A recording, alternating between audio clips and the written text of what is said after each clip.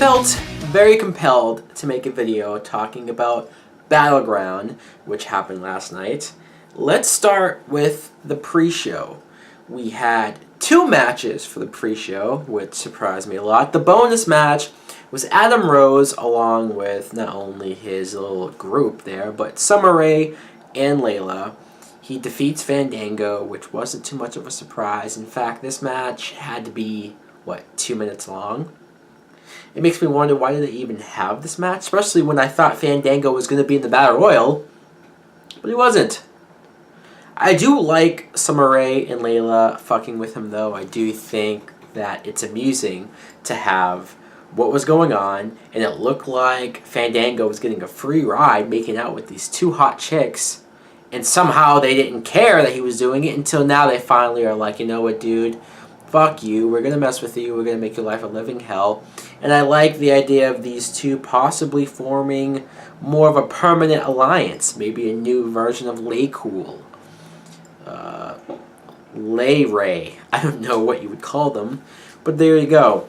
Then we had Cameron versus Naomi. I was very surprised that Cameron won. Yeah, but I think it might make sense if you have this feud continue for a little bit longer. Just hopefully the payoff to the feud is Naomi winning and being done with it, because I don't think Cameron should just... There's not a whole lot to her for me. On to the actual event, though. 2 out of 3 falls, WWE Tag Team Championship match. The Usos versus the Wyatts. My God, this match is, in my opinion, the match of the night. I mean, any match that happened after this was damn near impossible for them to top. This match, the first 2 falls, they went by quick, and they were just sort of like roll-ups, and I just thought, okay, alright. But the last fall was so back and forth, so many near falls. When one of the Wyatts kicked out of the splash, I was shocked. And then when one of the Usos did the super kick on Harper, he just ate it and then clotheslined him, and then the Usos kicked out of that. I had no idea who was going to win this match. For anyone who thinks the tag team division is dead, watch this match. I'm not saying they have a whole lot of tag teams, but just with these 2 alone, they're going to do just fine. The Usos win with a double splash from the same turnbuckle. Amazing. I love this match. Then we're supposed to have Rollins versus Ambrose. Rollins is being interviewed backstage, but he gets attacked by Dean Ambrose, and it gets separated. Triple H gets so pissed that he throws Ambrose out of the building. So I guess their match is canceled. And I was pretty pissed by this initially. I was like, wow, this at least was the first or even second match I was looking forward to the most tonight, and it's not going to happen. But, alright, let's get to the Divas Championship match. AJ versus Paige. Can we get an AJ match without them chanting CM Punk? Look, I was all for them chanting CM Punk at first because I thought it was amusing, and I like that it was maybe the fans' way of saying we're going to support Punk, because I'm sure the reason why he left was a good reason. But at this point, it's been so fucking long. It's been, 7 months later, almost 8. I'm over it. I'm over Punk being gone. This match, I was very much looking forward to this match as well. I thought it was okay. It didn't really live up to my expectations, because there was a couple times where they messed up some moves, and I'm not saying, hey, they're human, they're gonna mess up sometimes. I just felt like this match could have been the best Divas match that we got in a long time. I almost feel like the 2 Divas matches I've seen on NXT has held that place. Paige versus Emma, and then recently Charlotte versus Natalya. Like, those 2 matches, we should be getting those on WWE pay-per-views. So, what I think about this, it got better towards the end where they both either kicked out of each other's finisher, or how Paige got out of AJ's submission hold. I didn't expect that. So it got better. I do think, and I hope, that if they do have a rematch at SummerSlam, that's the match where we're like, wow, awesome. AJ got the win. Then Lana comes out with Rusev. And Lana had a couple of remarks, and apparently they're getting some controversy with that. I'm not surprised. On to the actual match. Rusev defeated Jack Swagger by countout. I thought this was pretty lame. I was very upset by it because the match itself I thought was good. And I love the fact that Swagger seems to be getting the biggest base push ever. It's amazing for me to think that between Swagger and Cesaro and the Real Americans breaking up, that Swagger right now is the bigger, at least he's getting the bigger reaction. I never would have saw that coming. It seemed like, I get maybe you don't want to give Russo's first loss to Jack Swagger, but I think you could have had this end either in a DQ or a count-out way like they did, but Swagger should have came out looking stronger. And it was good that Rusev's ankle was still hurt from the ankle lock, but I think Swagger should have been the one to maybe counter what Rusev was going to do to him after and just look strong for the rematch. Stardust and Goldust are backstage, and these two are so bizarre, so weird. I have no idea what's going to happen with them, but it's pretty cool that they're getting this much TV time. Sure, they haven't wrestled as much, but they get so entertaining every week. Cody Rhodes, he's a committer.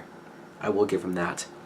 Seth Rollins comes out, and he is declared the winner of the match by forfeit. And I just was like, this is so disappointing. It's a waste of time. But then Dean Ambrose comes out and just all hell breaks loose. He attacks Rollins. They're going nuts. Security's trying to take him off. Even Triple H comes out and Ambrose still doesn't stop. And because at first I thought maybe they're canceling the match because of the injury scare Rollins had on Monday. And I heard he wasn't injured. But maybe they were like, well, let's not chance it in order to keep him healthy for SummerSlam or further down the road. But then they went at it here.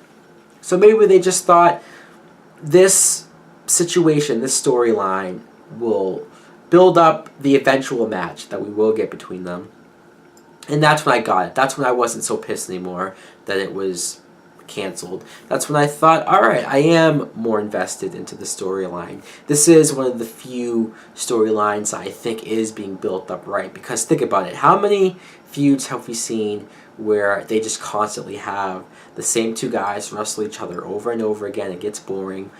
Rollins and Ambrose haven't wrestled each other once besides Money in the Bank. I'm talking about them two one-on-one. It hasn't happened yet. So if we go into SummerSlam with these two having their first one-on-one match with each other, that's brilliant. Chris Jericho versus Bray Wyatt.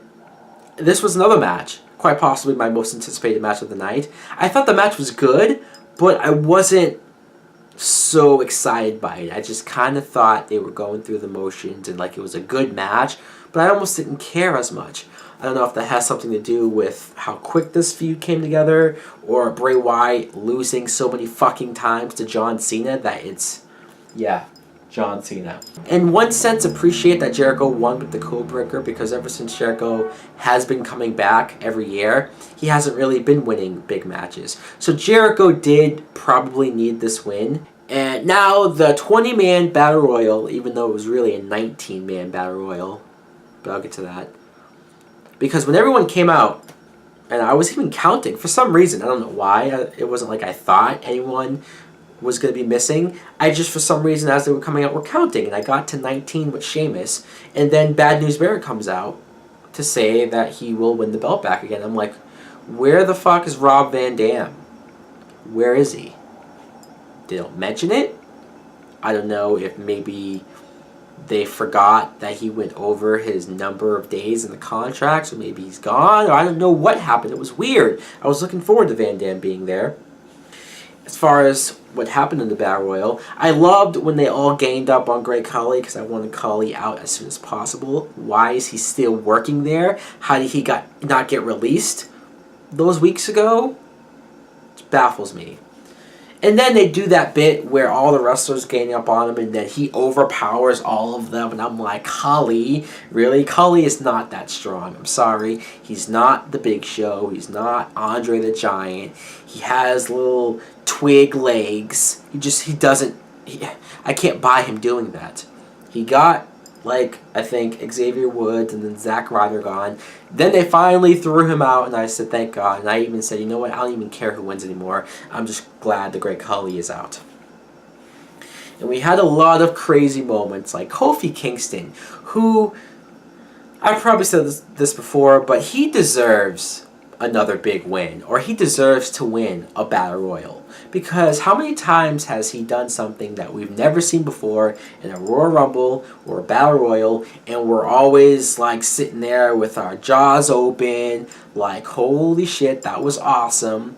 But Kofi still sort of stays in that mid-card position, and that sucks. Because what he did when he jumped off the apron to get away from Cesaro, he landed on Big E's shoulders, put back into the ring. I loved all of that. And then when Cesaro eliminated Kofi Kingston, might be the most shocking moment that's happened all night.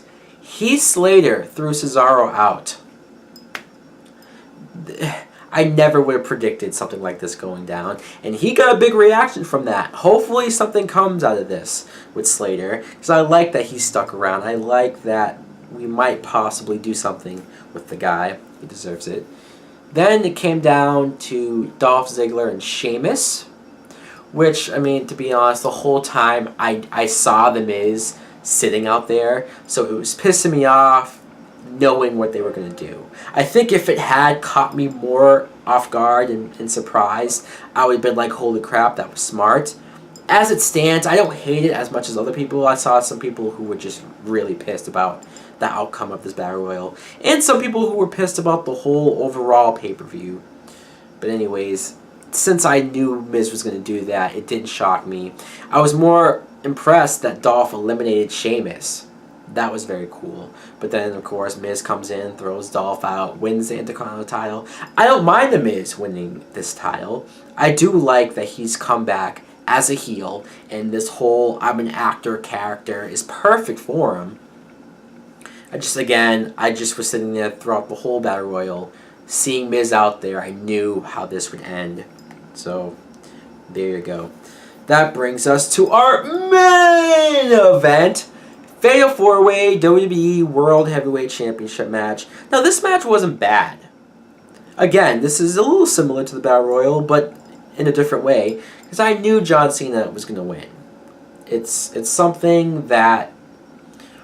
But while watching the match, this is why I thought the match was good still, because there was a couple of moments, at least 2 or 3 near falls, where I thought Roman Reigns might have pulled it out. So that's how these matches could be good, where I have it in my head this person's going to win. But if they actually get me to believe for a second that somebody else might win, that's where I get into it. And then I heard rumors that John Cena actually has to go film this movie with Tina Fey and all this stuff. So I thought, well, maybe he has to lose the belt at BattleGround. But no, of course, he retains.